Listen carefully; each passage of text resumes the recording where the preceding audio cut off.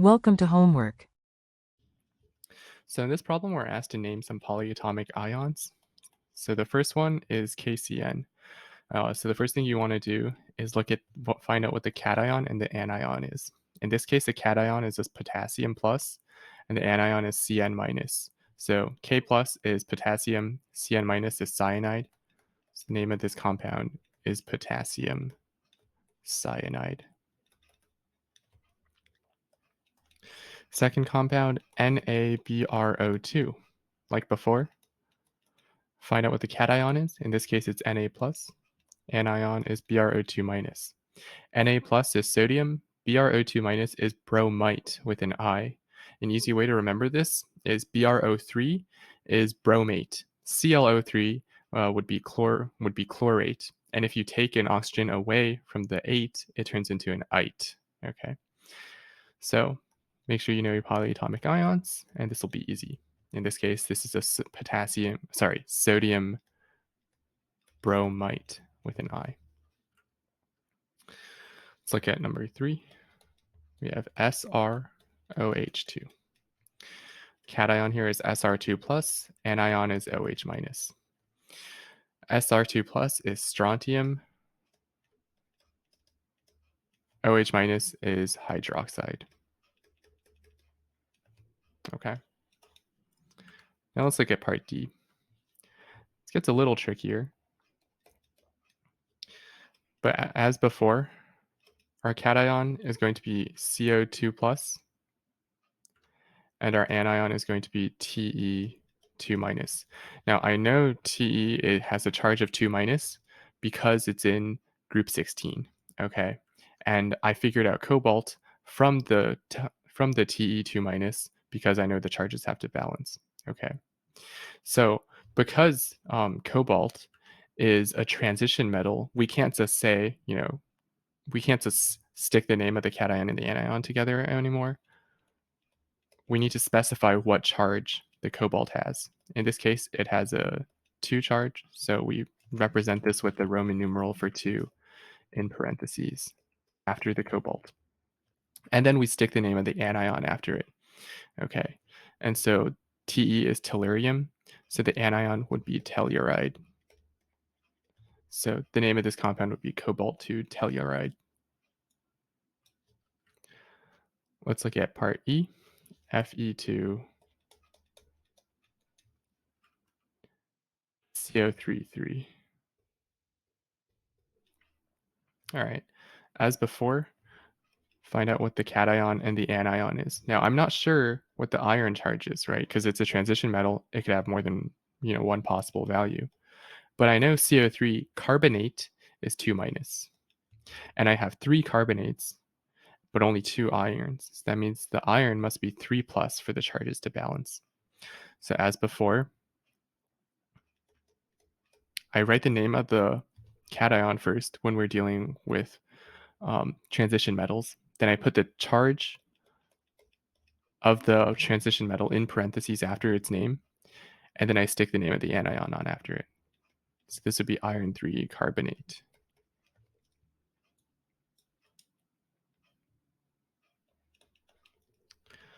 Part F, we're looking at CrNO33. Once again, I'm not sure what the Cr charge is, but I know NO3, that's nitrate. I know that's a -1 charge, and there's 3 of them. That means the Cr must also be a 3 plus for the charges to balance. So this would be chromium, the name of the transition metal, parentheses 3, because it's a 3 plus charge, nitrate. It's the name of the anion.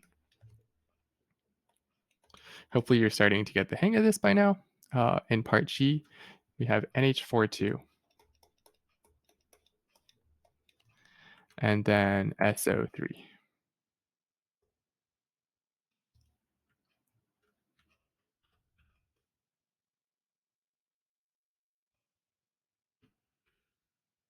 So as before, don't get tripped up here. You write the name of the cation first. So in this case, NH4, that's ammonium. It's a polyatomic ion, so I know it has a plus charge. and then SO3, 2 minus. That's sulfite.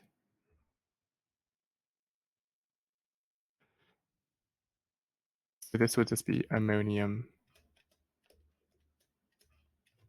sulfite. This is a little different from our first ones where, okay, the cation was just an element. This time it's a polyatomic ion. Okay, but the naming system doesn't change. You figure out the cation, the anion, and you stick them together. The only really wrinkle that we have here is for transition metals, you put the charge in parentheses afterwards because there's more than one possibility. It's ambiguous.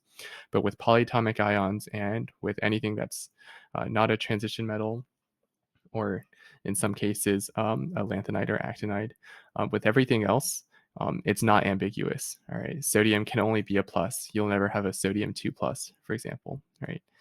So you don't need to specify the charge for that.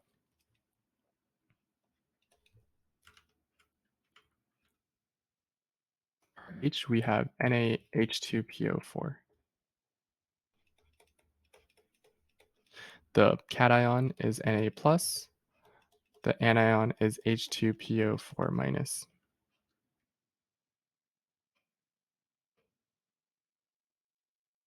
Now, this anion could be a little trickier to name. You might not know it off the top of your head. Okay, but to stick to the rules here, right?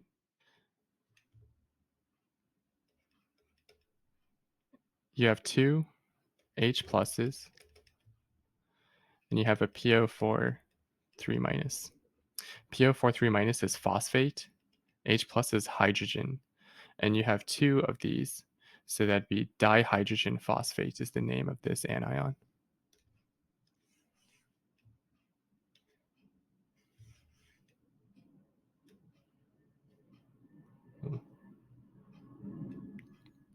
Not letting me drag that, but that's okay.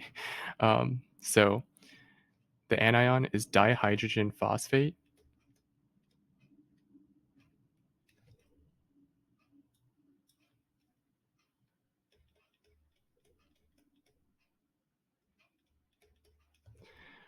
And the cation is sodium. So the name of this compound would be dihydrogen sodium phosphate.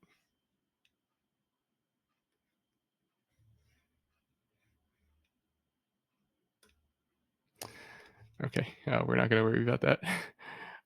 So finally, we have part I, KMnNO4.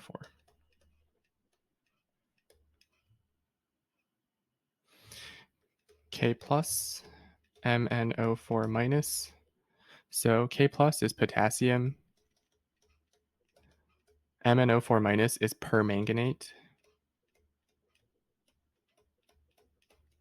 So this is potassium permanganate. Okay, this follows the same pattern as the first couple that we had. And finally, we have J here, which is Ag2Cr2O7.